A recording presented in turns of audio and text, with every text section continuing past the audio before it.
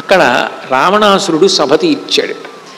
రామచంద్రమూర్తి యొక్క ప్రవర్తనకి రావణుడి ప్రవర్తనకి ఎంత తేడా ఉంటుందో పక్క పక్కనే చూపిస్తారు మహర్షి. అక్కడ రావణుడి సభ తీర్చి తల కొద్దిగా వంచి కూర్చున్నాడు.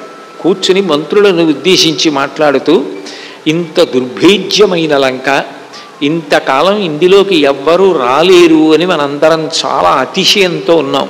కానీ ఒక వానరుడు ప్రవేశించాడు, అనేక చోట్ల అగత్తలను కూల్చేశాడు, రాక్షసులను చంపేశాడు, అశోకవనాన్ని భంజించాడు, సీతమ్మతో మాట్లాడాడు, నాకు రాయబారం చెప్పాడు, ఇన్ని చేసి క్షేమంగా తిరిగి వెళ్ళిపోయాడు.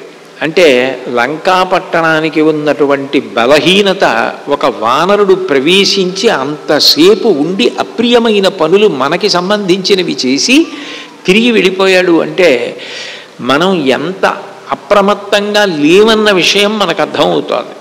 కాబట్టి ఇప్పుడు రాముడు దండయాత్రకు బయలుదేరి వస్తున్నాడు, అసంఖ్యాకమైన వానర సైన్యంతో వస్తున్నాడు. ఇప్పుడు మనం తీసుకోవలసినటువంటి జాగ్రత్తలు ఏమిటి, మనం ఎలా ప్రవర్తించాలి చెప్పమని అడిగాడు. రావణాసురుడి దగ్గర ఉండేటటువంటి మంత్రులు కానీ సేనాపతులు కానీ ఆంతరంగికులు కానీ ఎప్పుడూ చెప్పే మాట అతిశయంతో కూడుకుని ఉంటుంది. మాటలలో కొద్ది కొద్ది మార్పులు ఉంటాయి. ఎందుకు మహారాజా మీరు అనుమతి ఇవ్వండి, మేము వెళ్ళిపోయి ఆ వానర సైన్యాన్ని అంతటినీ తినేస్తాం అని ఒకడంటాడు. మీరొక్క అనుజ్ఞ ఇవ్వండి, భూమండలం మీద వానరులు అన్నవాళ్ళు లేకుండా చేసేస్తామని ఒకడంటాడు.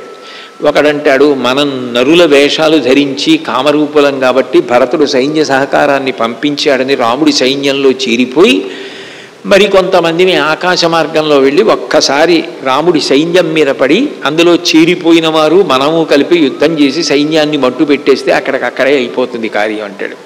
ఇంకొకడంటాడు అసలు 100 యోజనముల సముద్రాన్ని దాటి వచ్చేవాడేవాడు, వస్తే మాత్రం సముద్రం వరకు వస్తాడు, ఇక దాటి ఎవరొస్తాడు. దేవతలే కన్నెత్తి చూడని లంక, దాన్ని ఒక నరుడు కన్నెత్తి చూస్తాడా? కాబట్టి మనం బెంగ పెట్టుకోవలసిన అవసరమే లేదంటాడు ఒకడు. ఎవరికి వాళ్ళు ఎవరు మాట్లాడినా అతిశయంతో మాట్లాడేవాళ్లే కానీ అసలు శత్రువు యొక్క బలం గురించి మాట్లాడడం కానీ, అసలు ఈ యుద్ధం ఎందుకు చేయవలసి వస్తోందని కానీ, ఈ యుద్ధానికి వేరుగా పరిష్కార మార్గం ఏమైనా ఉందా అని కానీ ఆత్మపరిశీలనం కానీ చేసుకునే వాళ్ళు ఎవ్వరూ ఉండరు అక్కడ.